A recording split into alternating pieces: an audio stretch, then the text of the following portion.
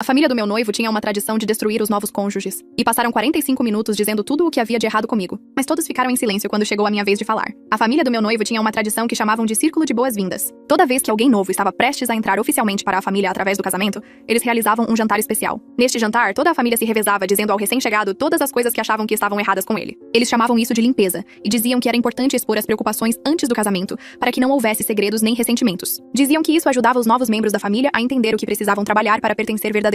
Meu noivo me contou sobre essa tradição 3 meses antes do nosso casamento. O nome dele era Oliver e estávamos juntos há 3 anos. E ele disse que o Círculo de Boas-Vindas era apenas algo que sua família fazia, e que não era tão ruim quanto parecia, que todos passavam por isso e todos sobreviviam. Que a mãe dele passou por isso quando se casou com o pai dele, as tias dele passaram por isso, a esposa do irmão dele passou por isso. Ele disse que acabaria em 1 hora e então eu seria oficialmente aceita. Perguntei a ele o que aconteceu no Círculo de Boas-Vindas da esposa do irmão dele. Ele ficou quieto e disse que foi um pouco duro, mas que ela lidou bem. Perguntei o que disseram a ela, e ele disse que disseram que ela era muito barulhenta, ria demais e não sabia se vestir adequadamente para ocasiões formais. Disse que disseram a ela que ela vinha de uma família sem classe e precisava aprender a se portar melhor. Que disseram que ela não era inteligente o suficiente para o irmão dele e que deveria ler mais livros. Perguntei como ela reagiu e ele disse que ela chorou um pouco, mas depois agradeceu a todos pela honestidade e prometeu melhorar. Ela está casada com o irmão dele há 6 anos e ela mal fala nas reuniões de família hoje em dia. Eu disse a Oliver que não queria fazer o Círculo de Boas-Vindas e ele disse que não era opcional. Que se eu recusasse, a família dele pensaria que eu tinha algo a esconder, que nunca me aceitariam totalmente e que nosso casamento teria sempre tensão, que era apenas uma noite e que eu deveria fazer isso por nós. Eu concordei porque eu amava e queria que a família dele me aceitasse. Olhando para trás, eu deveria ter visto isso como o primeiro sinal de alerta. O Círculo de Boas-Vindas foi realizado na casa dos pais dele num sábado à noite e havia 14 pessoas lá. Os pais dele, os avós, o irmão e a cunhada, as 2 tias, 2 tios e 4 primos. Eles sentaram-se em um grande círculo na sala de estar com 2 cadeiras vazias no meio, uma para mim e outra para o Oliver. A mãe dele explicou as regras. Cada membro da família compartilharia suas observações honestas sobre mim. Eu não tinha permissão para interromper ou me defender. Eu deveria ouvir, refletir e agradecer a cada pessoa pela honestidade quando terminassem. No final, eu teria a chance de responder e dizer à família como planejava lidar com as preocupações deles. Então eles votariam se me dariam as boas-vindas oficialmente. Sentei naquela cadeira e ouvi por 45 minutos. A mãe dele foi a primeira. Ela disse que eu era independente demais e não parecia valorizar a família o suficiente, que eu trabalhava demais e provavelmente negligenciaria o filho dela, que minha comida não era boa o suficiente e que Oliver sentiria falta das refeições dela, que eu me vestia de maneira muito casual e precisava me esforçar mais na minha aparência. O pai dele disse que eu falava demais sobre minhas próprias opiniões e não ouvia o suficiente e ele disse: "Você parece achar que é mais esperta que todos na sala, e isso é desagradável." Ele disse: "Sua carreira é boa, mas não impressionante, e você nunca será capaz de prover para o Oliver da maneira que ele merece." A avó dele disse que eu era muito magra e precisava comer mais.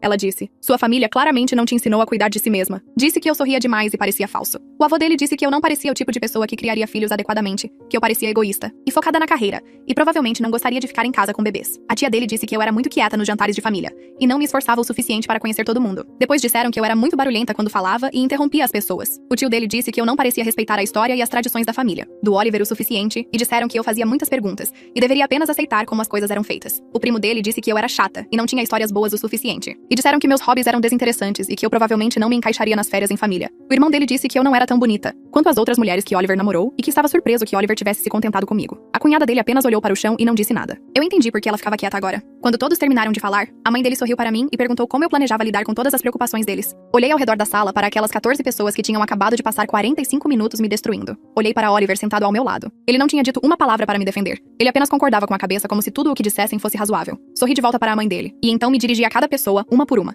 Virei-me para a mãe dele primeiro e mantive minha voz firme e disse a ela: "Eu cozinho muito bem e trabalho duro, porque valorizo minha carreira, e me visto para o meu próprio conforto e não para a sua aprovação." A boca dela se abriu um pouco, mas nada saiu. Virei-me para o pai dele e disse: "Minhas opiniões são informadas e valiosas, e minha carreira é exatamente tão impressionante quanto precisa ser. E nunca pedirei desculpas por ser instruída." O rosto dele ficou vermelho, mas ele não me interrompeu. Olhei para a avó dele e disse: "Eu como o suficiente, e minha família me ensinou a cuidar de mim mesma muito bem, e meu sorriso é genuíno quando estou realmente feliz." Ela apertou a bolsa com mais força. Disse ao avô dele que eu seria uma excelente mãe se escolhesse ter filhos, e que minha carreira não me torna egoísta. Dirigi-me às tias e disse que sou exatamente tão quieta ou barulhenta quanto a situação exige, e não preciso da aprovação delas. Sobre como me comunico. Os tios foram os próximos e eu disse a eles que respeito tradições que merecem respeito, e que fazer perguntas é como pessoas inteligentes aprendem. Olhei para os primos e disse que meus hobbies me interessam, e isso é tudo o que importa, e que não preciso performar para o entretenimento deles. Então me virei para o irmão dele e disse: "Sou exatamente bonita o suficiente", e que o Oliver não se contentou com nada. O tempo todo, Oliver ficou paralisado, ao meu lado com as mãos apertadas e o rosto pálido. Ele não disse uma palavra para me defender, me apoiar ou dizer à família que eles estavam errados. Ele apenas ficou sentado lá concordando levemente, como se concordasse com tudo o que tinham dito sobre mim. Levantei-me e a cadeira arranhou o chão. Olhei para todos os 14 sentados em seu círculo e disse a eles que não me juntaria a esta família. Disse que me recusava a me casar em uma tradição construída para destruir as pessoas e fazê-las se sentirem pequenas. A mãe dele começou a falar, mas eu continuei. Disse a Oliver que qualquer homem que se sentasse em silêncio enquanto sua família ataca sua parceira, por 45 minutos não é alguém em quem eu possa confiar meu futuro. Eu disse, eu mereço alguém que me defenda, lute por mim e me proteja de pessoas que querem me machucar. A sala ficou completamente silenciosa, e todos me olharam como se eu tivesse acabado de falar uma língua diferente. Caminhei em direção à porta e peguei minha bolsa na mesa lateral. Ninguém se moveu ou disse nada, e pude sentir todos os olhos nas minhas costas enquanto eu saía. Cheguei ao meu carro antes que Oliver saísse correndo de casa. Ele agarrou meu braço, me virou e imediatamente começou a falar sobre como eu estava exagerando. Disse que eu estava envergonhando-o na frente de toda a família,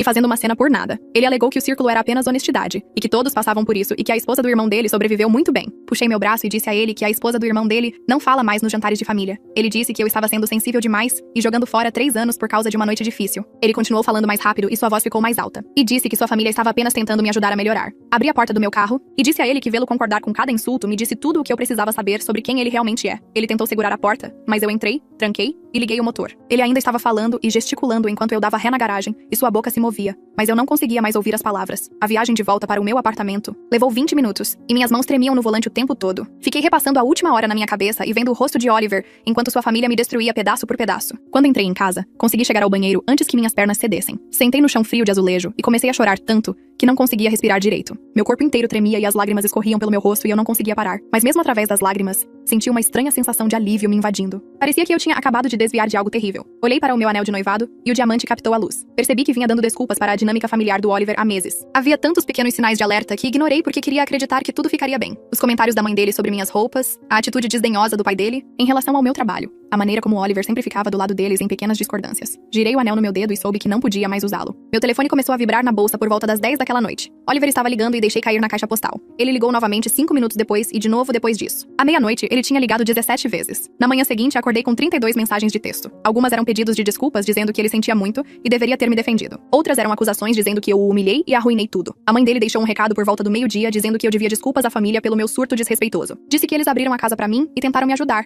E eu joguei isso na cara deles. O pai dele enviou 3 e-mails sobre como eu magoei Oliver profundamente e prejudiquei a confiança da família. As mensagens continuaram chegando por 3 dias seguidos. Oliver alternava entre implorar para eu voltar e me dizer que eu estava sendo ridícula. A mãe dele enviava mensagens sobre como eu claramente não entendia a importância da família. Bloqueei a maioria dos números deles, mas salvei cada mensagem, correio de voz e e-mail. Algum instinto me disse que eu poderia precisar de provas do comportamento deles mais tarde. No 4º dia, recebi uma mensagem de um número que não reconheci. Dizia que era a cunhada e perguntava se podíamos nos encontrar para um café. Quase não respondi, mas algo me fez dizer sim. Nós nos encontramos em um lugar pequeno, perto do meu apartamento, e sentamos em uma cabine no canto, longe de outras pessoas. Ela parecia diferente do que no círculo. Seus olhos estavam mais brilhantes, e ela sentava com a postura mais ereta. Ela me disse que estava esperando há 6 anos que alguém saísse daquela sala. Disse que me ver me defender deu arrepios nela. Então ela começou a descrever quem ela costumava ser antes do círculo. Ela era barulhenta, engraçada, confiante e sempre tinha uma opinião sobre tudo. Ela disse que a família do Oliver passou 1 hora dizendo tudo o que havia de errado com a personalidade dela. Depois do casamento, ela começou a tentar ficar invisível. Parou de rir alto, parou de compartilhar seus pensamentos e parou de usar roupas que chamavam a atenção. Ela disse que pensou que se pudesse ser perfeita o suficiente, eles finalmente a aceitariam. Mas eles nunca aceitaram. E agora ela mal se reconhece mais. As mãos dela tremiam um pouco enquanto falava, e percebi que ela estava apavorada que alguém nos visse juntas. A realidade prática de tudo me atingiu com força na semana seguinte. Comecei a ligar para os fornecedores do casamento para cancelar, e todos tinham uma política de não reembolso. O local ficou com 5 mil, o buffet ficou com 3 mil. O fotógrafo ficou com 1.500. Perdi quase 10 mil em depósitos. E não havia nada que eu pudesse fazer a respeito. Meu senhorio me disse que eu não poderia quebrar o contrato que dividia com Oliver sem pagar uma multa enorme. Eu estava presa, pagando metade do aluguel de um apartamento que não podia pagar sozinha, enquanto também tentava encontrar um novo lugar para morar. Minha conta poupança estava esvaziando rápido. E eu tinha momentos de pânico às 2 da manhã, imaginando se tinha cometido um grande erro. Talvez eu tivesse exagerado. Talvez uma noite ruim não valesse perder tudo. Mas então eu me lembrava do rosto de Oliver enquanto sua família me despedaçava, e minha determinação endurecia novamente. Comecei a olhar para apartamentos tipo estúdio minúsculos, que eu mal podia pagar, e percebi que estava prestes a perder minha estabilidade financeira por causa disso. A mãe do Oliver apareceu no meu trabalho numa terça-feira à tarde. Eu estava caminhando para o meu carro depois de um longo turno, e ela estava lá parada esperando perto da porta do motorista. Ela disse que precisávamos conversar e que eu claramente não entendia. Como a família é importante. Disse a ela para ir embora, mas ela continuou falando. Ela disse: todo casamento exige sacrifício e compromisso. E você está sendo egoísta e imatura. Disse que Oliver estava disposto a me perdoar se eu apenas pedisse desculpas a todos e prometesse melhorar. A voz dela tinha aquele tom doce que me dava arrepios. Olhei bem nos olhos dela e disse que a tradição dela é abuso disfarçado de honestidade. Disse que nunca pedirei desculpas por ter amor próprio e que ela precisava me deixar em paz. Ela pareceu chocada,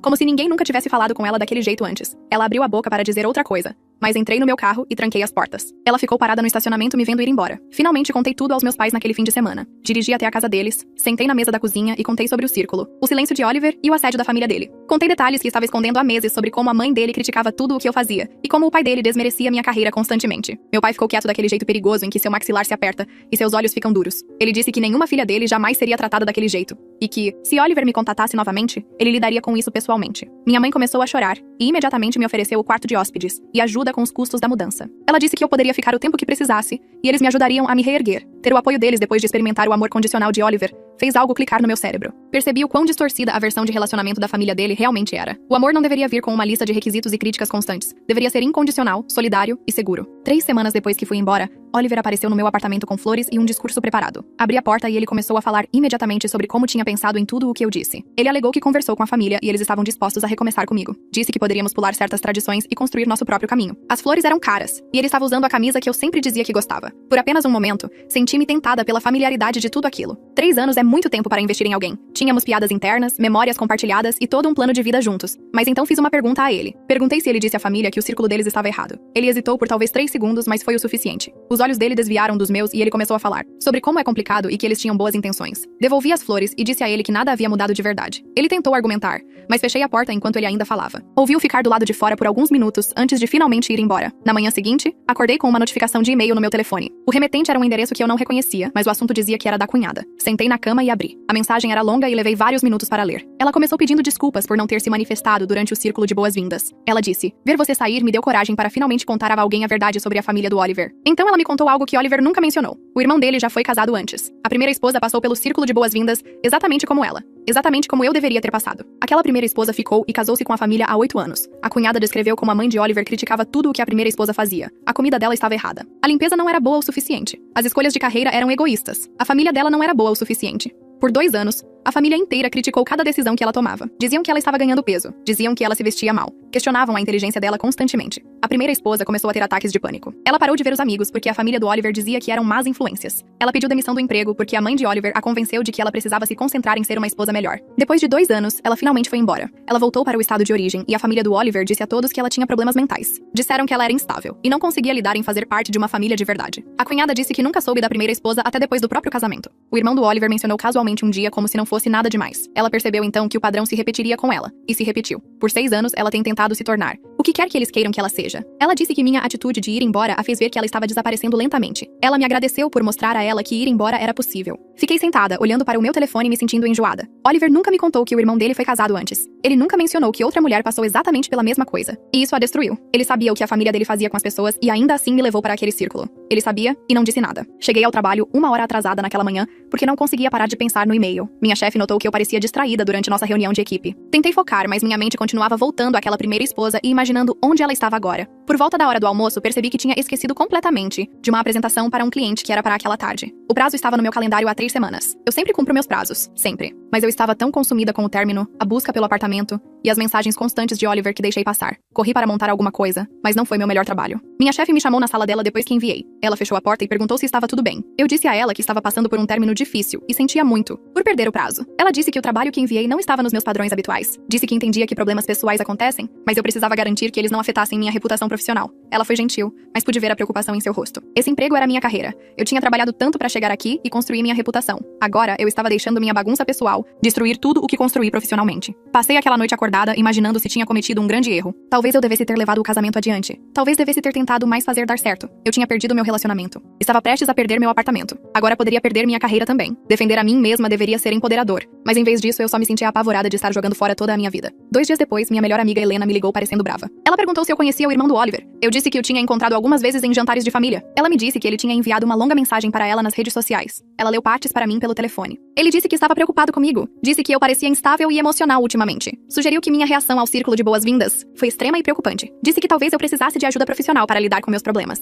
Ele disse a Helena que, como minha amiga, ela deveria estar preocupada com meu estado mental. Deu a entender que eu estava tendo algum tipo de colapso, e meus amigos precisavam intervir. Ele pintou toda a situação como se eu fosse o problema, como se eu fosse louca por ir embora, como se houvesse algo errado comigo por me recusar a aceitar a tradição deles. Helena estava furiosa. Ela já tinha tirado print de tudo e me enviado antes de ligar. Ela disse a ele para nunca mais contatá-la e o bloqueou imediatamente. Mas eu percebi o que eles estavam fazendo. Estavam tentando me isolar. Se conseguissem convencer meus amigos de que eu estava instável, então eu não teria sistema de apoio. Eles queriam que todos pensassem que eu era o problema. para que ninguém acreditasse no meu lado do que aconteceu. Foi calculado e cruel. Salvei todos os prints em uma pasta no meu computador. Alguma parte de mim sabia que eu poderia precisar de provas do comportamento deles mais tarde. A busca pelo apartamento tornou-se urgente depois disso. Eu não podia ficar no lugar que dividia com Oliver. Cada canto me lembrava da vida, que eu pensava que estávamos construindo. Olhei lugares que mal podia pagar com meu salário sozinha. A maioria era muito cara, ou em bairros ruins, ou exigia uma renda que eu não tinha. Finalmente encontrei um estúdio minúsculo do outro lado da cidade. Era menor que meu quarto na casa do Oliver. A cozinha era apenas um fogão elétrico e um frigobar. O banheiro era tão pequeno que eu mal conseguia me virar. Mas era meu e eu podia pagar se fosse cuidadosa com o dinheiro. Assinei o contrato e dei o depósito. Levou quase todas as minhas economias. Marquei a mudança para um dia em que Oliver estivesse trabalhando. Eu não queria vê-lo. Não queria ouvi-lo tentar me convencer a ficar.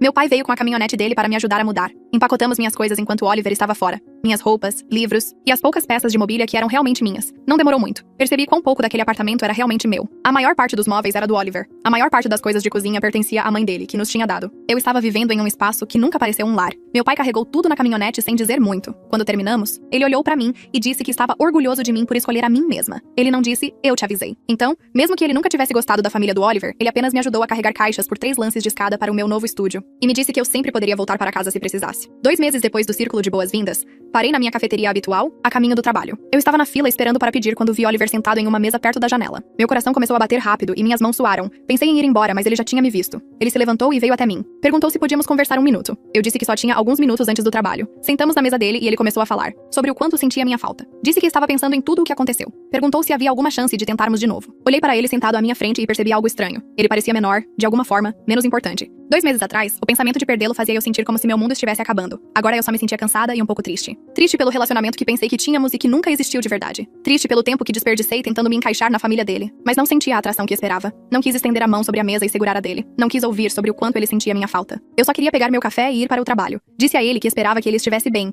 mas precisava ir. Ele tentou dizer outra coisa, mas me levantei e fui até o balcão. Pedi meu café e saí sem olhar para trás. Toda a interação levou talvez 5 minutos. Percebi durante meu trajeto para o trabalho que eu ficaria bem. Naquela tarde, a cunhada me ligou chorando tanto que eu mal conseguia entendê-la. Ela disse que finalmente disse ao marido que queria aconselhamento matrimonial. Disse que não conseguia continuar vivendo do jeito que estavam vivendo. Ela precisava de ajuda para lidar com a forma como a família dele a tratava. Ele recusou imediatamente. Disse que ela estava sendo influenciada por mim. Me chamou de má influência que estava tentando destruir a família deles. Disse que se ela continuasse falando comigo, ele teria sérias preocupações sobre o casamento. Ela estava apavorada, mas também determinada. Disse que não podia voltar a ficar em silêncio depois de encontrar sua voz novamente. Disse que me ver ir embora mostrou a ela que ela merecia algo melhor também. Ela perguntou se eu me arrependia de deixar Oliver. Contei a verdade. Disse que as primeiras semanas foram horríveis e assustadoras. E questionei tudo. Mas agora me sentia mais leve do que em anos. Sentia-me eu mesma novamente. Ela chorou mais forte e disse que não sabia se era forte o suficiente para sair. Eu disse a ela que ela não precisava decidir nada agora. Ela só precisava continuar sendo honesta sobre o que precisava. Conversamos por quase 1 hora. Quando desligamos, percebi que me afastar da família do Oliver não foi apenas sobre salvar a mim mesma. Foi sobre mostrar a ela que ir embora era possível. Que ela não precisava passar o resto da vida desaparecendo, para deixar outras pessoas confortáveis.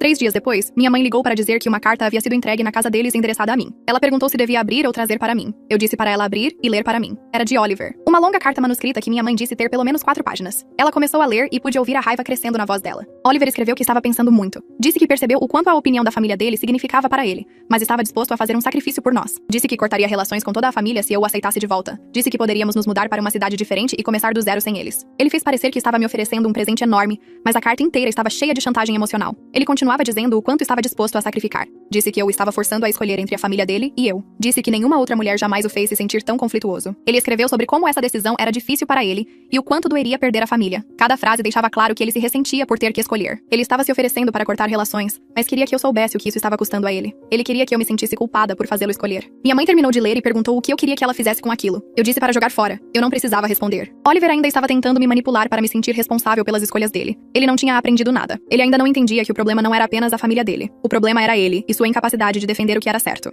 Liguei para minha amiga que trabalha como advogada e pedi conselhos sobre como fazer Oliver e a família dele pararem de me contatar. Ela disse que eu deveria enviar uma carta formal de cessar e desistir. Ela se ofereceu para escrever para mim de graça, mas insisti em pagar algo a ela. Custou-me $300 que eu realmente não tinha, mas parecia necessário. A carta foi para Oliver, seus pais e seu irmão. Dizia que eles precisavam parar toda a comunicação comigo imediatamente. Dizia que qualquer contato adicional seria considerado assédio. Mencionava as mensagens para Helena, os correios de voz da mãe dele e a carta para a casa dos meus pais. Dizia que eu estava documentando tudo, caso precisasse de proteção legal mais tarde. Minha amiga enviou por correio registrado para termos prova de que receberam. Ela me disse para manter registros de qualquer contato que acontecesse depois que recebessem a carta. Senti-me melhor tendo aquele limite estabelecido, mesmo que tenha custado um dinheiro que eu não podia gastar. Pelo menos agora, havia um registro legal de que eu tinha pedido para me deixar deixarem em paz. 3 meses depois de sair do círculo de boas-vindas, marquei uma consulta com uma terapeuta. Eu sabia que precisava de ajuda para entender por que quase me casei com aquela família. Precisava descobrir o que me fez ignorar tantos sinais de alerta. A primeira sessão foi difícil. A terapeuta pediu para eu descrever meu relacionamento com Oliver desde o início. Enquanto falava, comecei a ver padrões que não tinha notado antes. Como ele sempre fazia planos sem pedir minha opinião primeiro. Como ele ficava quieto e distante quando eu discordava dele. Como ele esperava que eu passasse todos os feriados com a família dele, mas nunca arrumava tempo para a minha. A terapeuta disse que fui ensinada a ser acomodada. Ela disse: "Você via o amor como algo que se ganha através do sacrifício, em vez de algo dado livremente." Ela disse que isso me tornou vulnerável à dinâmica familiar do Oliver. Nas semanas seguintes,